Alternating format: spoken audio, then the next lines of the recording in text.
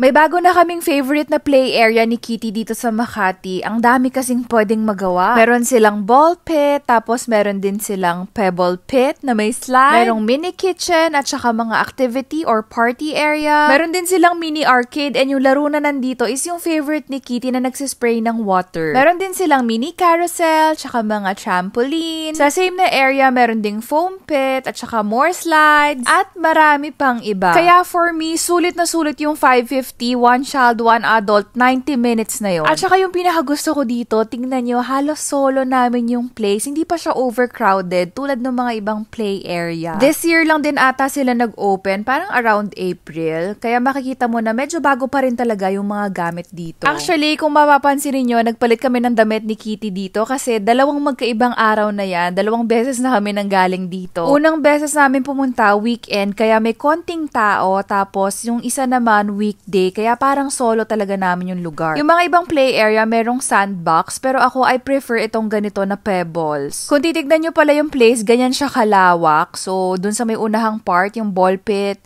and pebble pit, tas ayan na yung mga party area and mini kitchen. At may pagsayaw pa nga. Abaw! Dito pala nagpi-play ng music, kaya ayan, todo dance si Kitty. Pag forward mo lang ng konti, andun na yung trampoline, at saka yung mini carousel, at saka more ball pit and slides. Yung screen pala, pwede mong batuhin, tapos magkakaroon ka ng score kapag meron kang tinamaan. Actually, kahit meron kang kasabay dito, hindi rin kayo mauubusan talaga ng gagawin. By the way, unahan ko na kayo, skort yung suot ko, may shorts yan. Dun sa area ng mga trampoline, andun pala yung foam pit, at saka yung parang velcro wall. May na-discover pala si Kitty na secret passage dito sa likod ng mga ball pit and slide. And kapag diniretso mo siya, meron ka pang makikita na more play area pa. Meron ditong parang mga malalaking Lego. So, ayan, gumawa si Kitty ng parang tower niya. Nagkulong pa nga. Abaw! Ang dami rin pala ditong mga rocking animals and tawang-tawa ako kay Kitty kasi talaga namang sinubukan pa nga isa-isa. Akala mo naman may pagkakaiba. Abaw! Doon nga din pala sa may likod na side, meron na namang another ball pit area and slide. O, diba? Kayo na lang din talaga yung mananawa sa dami ng gagawin dito. Itong table nga pala na to, kinetic sand yung laman. So, tinanong ko kay Kitty, do you wanna? Nope, sabi niya. And ito na nga yung isa sa mga pinaka-favorite niya, as in, nakailang ulit siya. Bulaga!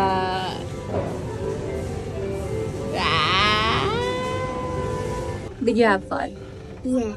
So, Mati. I'm tired na eh. Kaya pinupush niya na lang ako. And push you like... Yeah, thank you, sweetheart. Ay, thank you. Ay, say bye-bye na to them. Bye-bye. Bye-bye. Bye-bye.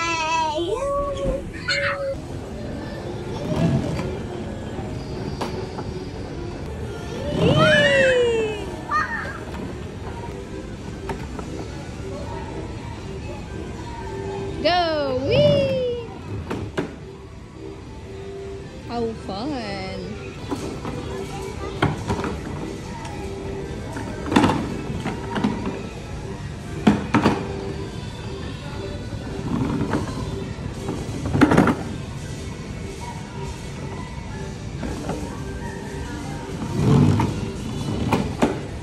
Super serious naman ang kitty girl namin na yarn. Nag-playdate nga pala kami ng mga TikTok moms kasi si Mommy Kyle na from Davao is ngayon nandito sa Makati. Medyo malayo yung pinanggalingan nila kaya nauna kami ni Mommy yet. Anyway, pares kasi kaming Makati area lang. Grabe naman yung energy ni kitty girl dito. Abaw! Pang-4 na beses na yata namin dito sa Fantasy World. Pero kahit nakailang ulit na kami, iba pa rin talaga yung experience kapag meron kang mga kalaro. Noong mga previous na punta kasi namin, 2 lang kami ni Kitty and almost laging solo namin yung lugar. Ngayon, weekday din ito after ng school ni Kitty. Halos solo pa rin namin yung lugar. Basta ata weekday. At saka itong area na nakikita nyo ngayon, hindi pa kasi namin to masyado ini-stayan ni Kitty. So dito, medyo nagtagal din talaga sila. Nakita na naman namin itong mga rocking animals at talaga namang tinesting pa nga ulit lahat. Maya-maya, dumating na nga rin pala sila Mommy Kyle and Sunny. Ayan na sila.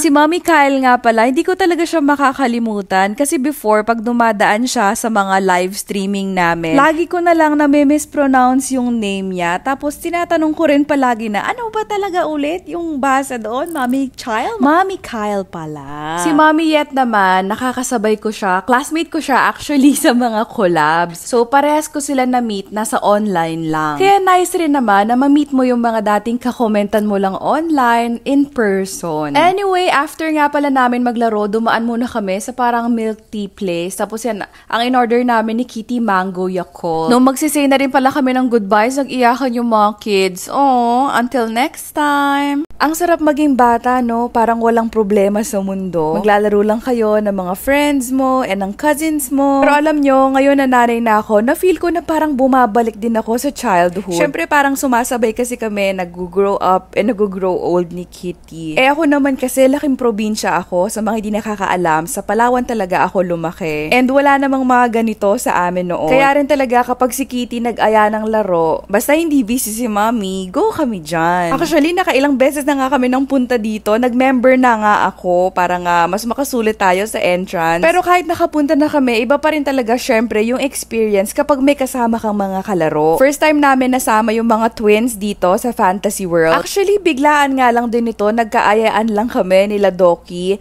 after to ng class ni Kitty. Kaya rin siya kanina nakapang UN na outfit. Kakatapos lang ng event nila sa school nito. Actually, the day before, galing na rin kami dito. Kasama naman yung pinsan ni Kitty na si Jamie. Ito pala, nag-shy girl era na naman si Kitty. Ayaw na namang gumalaw.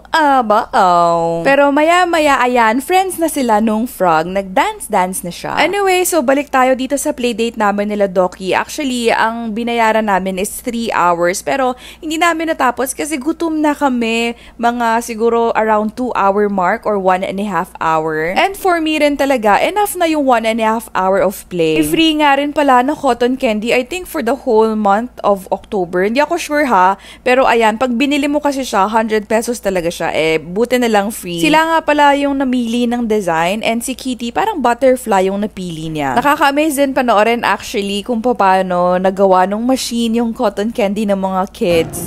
It's making it flower. Yeah. Cool. Not yet. It's gonna go another round yata Meron nga rin palang window dito sa my side, so kitang-kita mo rin talaga kung paano siya na-form dun sa design na napili nila. Ayan, nagmumukha na siyang flower. Super excited!